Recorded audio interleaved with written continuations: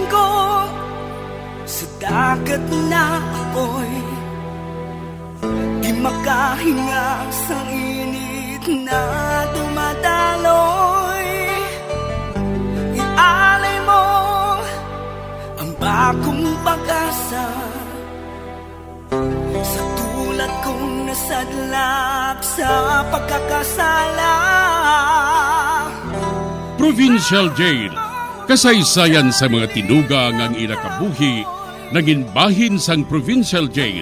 Sa diin ang apat kapamusod sang pader, naging lulubngan sang ilang mga handom kag mga kalipay, nga naging saksi man sang ilang mga pag-antos, kag kabudlay kag paghinulsol. Litong-lito sa nakakabingin ingay, di makatawid sa malawak na lakusan. Ialay mo ang bagong pag-asa sa tulad kong nasadlak sa pagkakasala. Provincial Jail, makig-upod kita sa ila pagpanarambiton, kag makigbahin kita sa ila kalipay, kag pag-antos, nga ilaman na agong sa Provincial Jail.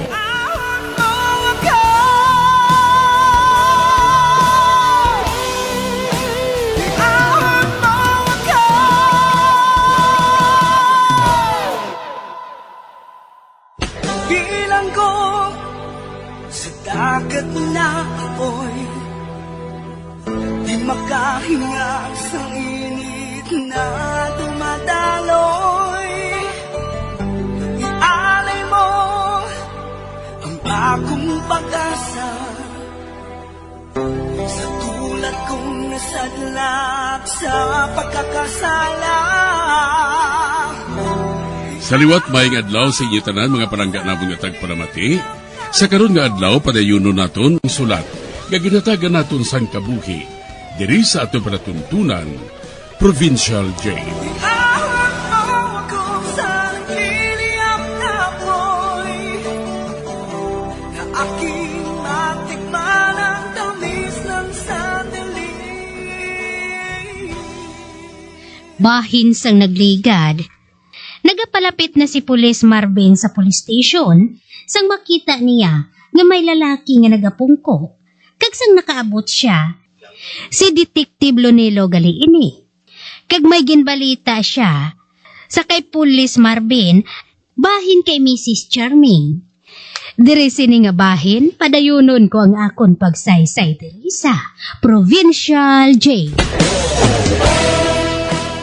Kaganong labot ni Mrs. Charming sa butang ngayon. Ining imo police station ngayon eh. Ginaplanuhan na nga ibaligya. Oh, ano? Nga ako no? Si Mrs. Charming, ginapatungdan sang tion ni Hippie kag ni Supervisor Agos. Usus, sa ako man ang pa-charming ni Mrs. Charming. Nagabala. Abe, diretso ha sa punto. Nagsiling si Mrs. Charming, nga gasto lang mag-maintenar sang police station sa Banwas ang Tapol, nga wala ka man siyang nabuhat dito. Kag hindi lang ina. Hindi ka kuno makaibalo sang ginatawag nga social skills. Oh, Nagakadto ka lang kuno sa yabalay nga wala ka ginaimbitar. Kag madugay ka pa kuno maghalin kag nagakaon ka pa sang ila pagkaon dito. oh. Kag hindi ka pa kuno maghalin kung hindi ka pagpahalinon. Ano? Hindi man. Wala gimatod sang huyang babae nga to. Pero nagsiling si supervisor nga maayo ka nga pulis. Kag madamo ka na sang nasulbar nga kaso. Pero nagsiling si chief detective nga naubos ng gamo sa Banwas ang Tapol. Tungod wala na sang patyanay. Wala na kinawatay. Kag amo man sa droga. Ang mga hubinis kuno dito na nagapaamulya sa syudad. Kag kamahal subong sang balay. Ganing police station diri sa Tapol. Mapuslan.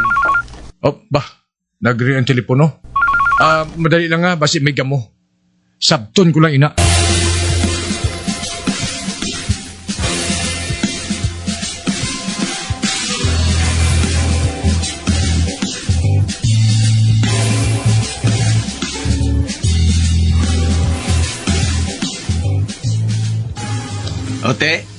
Anong tawag nga to? Ang sekretarya ni supervisor. Pinapakadto ako sa headquarter. Ate amo na na.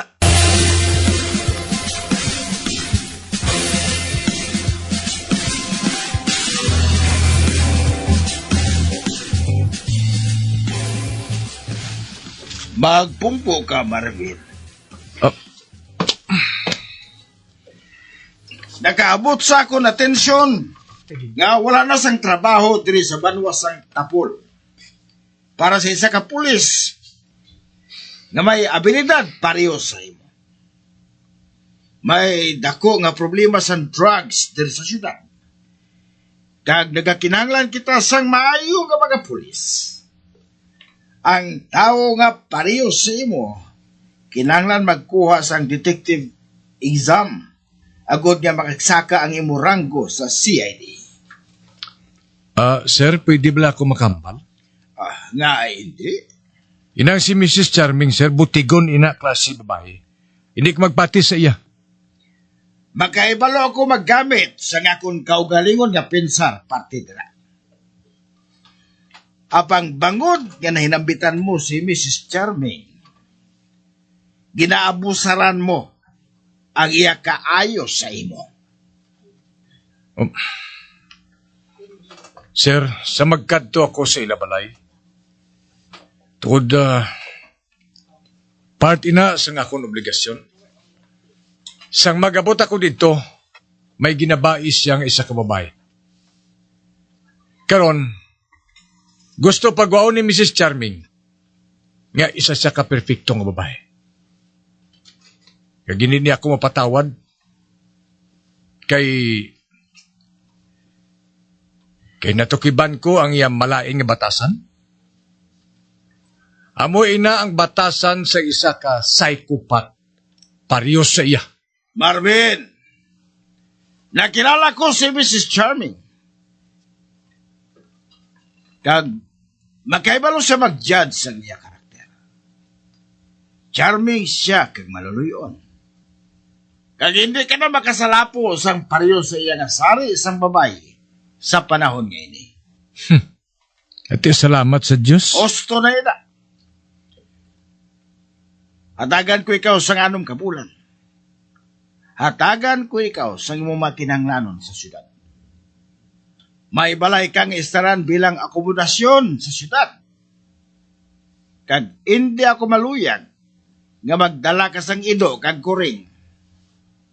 O sige na. Makahalin ka na. Sir, kinanglan ipabilin mo ako sa Banwa Santa Paul. Bangod may murder dito nga natabo. Ano nga murder? Si Mrs. Charming. Makahalin ka na.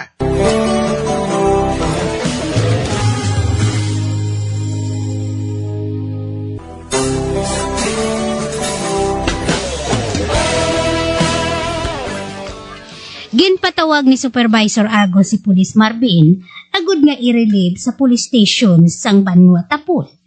Kag isaylo sa syudad sa sulsul ni Mrs. Charming sa pagpadayon ko pa din.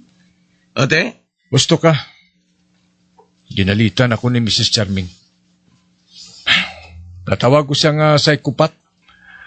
Ano pa, palinon ako sa police station sang Banwa Santa Paul. Kaya i-dissolve ko na ini. Kag salon ako sa syudad. Kag hindi ko pa madalang akong ido kag kuring. Kung magamos na, ma-resign na lang ako. Kag hindi lang ina, nagsiling ako nga may matabo nga murder sa Banwa Santa Paul. Dali ka. Magupod ka sa akon. Mainom kita sa bar. One for the road.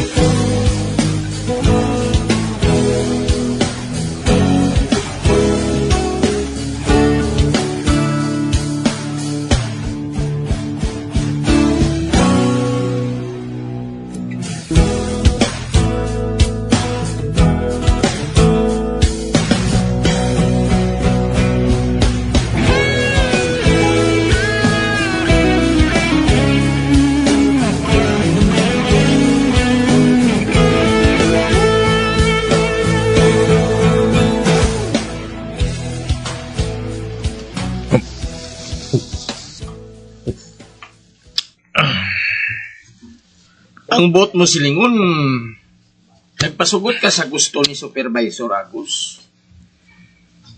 Nga hindi mo pag-ipakigbato ang imo matarong. Natakan ako. Natakan ako sa padayon nga pagpamahog parte sa eviction nga ina. Pero sugiran ko ikaw. Antes ako magalin sa Banwa Santa Pol. Dulaon ko anay ang babae nga ina sa Banwa Santa Pol. Sa ano nga paagi? Magulat ka lang.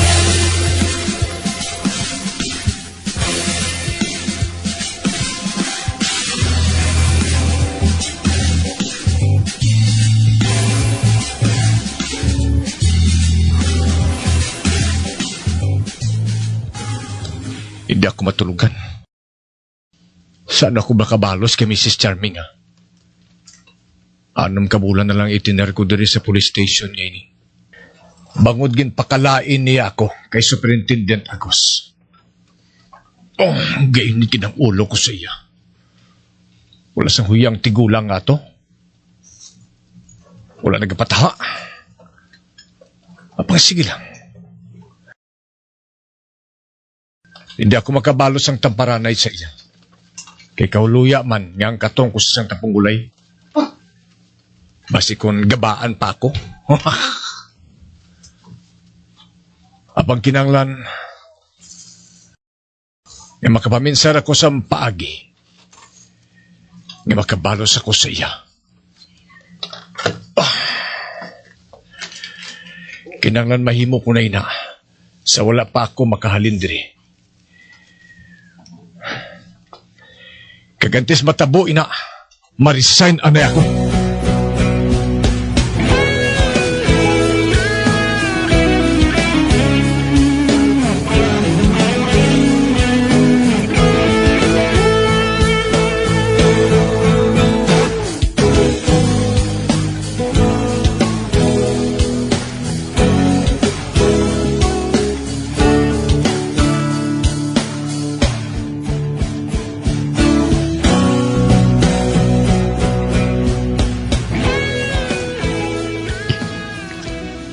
Betty, malain nga balita.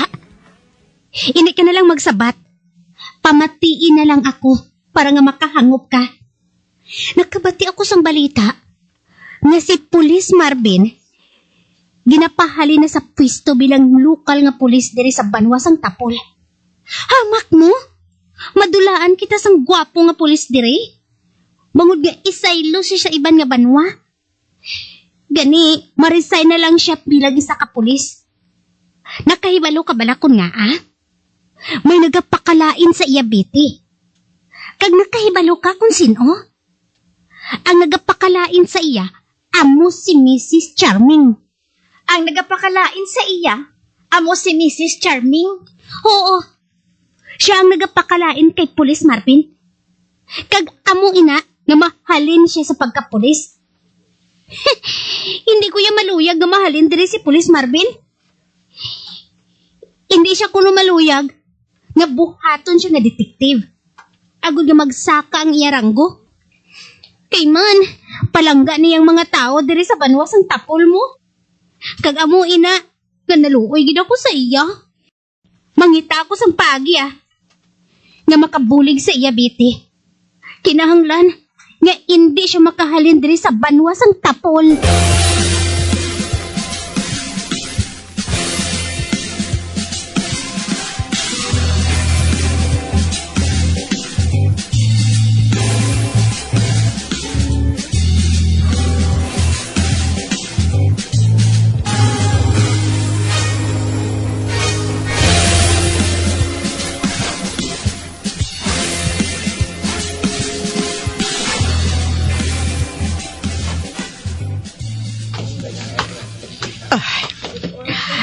Ara ang grocery store. Kag may palamahawan dira. Masulod ako. Mayhom ako. Kag mabugno sa ila. Ari na. Nakasulod na ako. Uy. Kadamo sa mga tao. Hi! Good morning, everyone! Good morning sa inyo, tanan! Oh, bay. Anong natabo? Wala sila nagasapak sa akon? Ang iban, nagakusmod. Kag ang iban, nagatulog sa kisame. Ay, gaaman.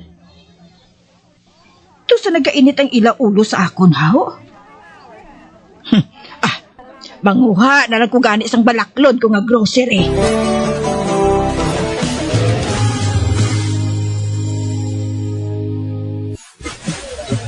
Bibilang ko na agad na ako kung magkahinga sabihin na ating magdaloy. Maaari mo bagong pagkasa sa pagkakasaya. Mga diyan sa nagigilit sa pagpabati, ang mga kasugpunsang sulat ng aton man ginatagan sa kabuhi, diri sa aton katuntunan, provincial ko. Kag kami diri sa gihapon wala ginikatin pa sa pagpaganda sa India. Yapon kabubang na kasaysayan, ito na lang diri sa aton katuntunan, Provincial Day, DYWB, Combo Radio, Bandalagan, Dagsang Bakul, sa direksyon, ni Mervin Gatislao.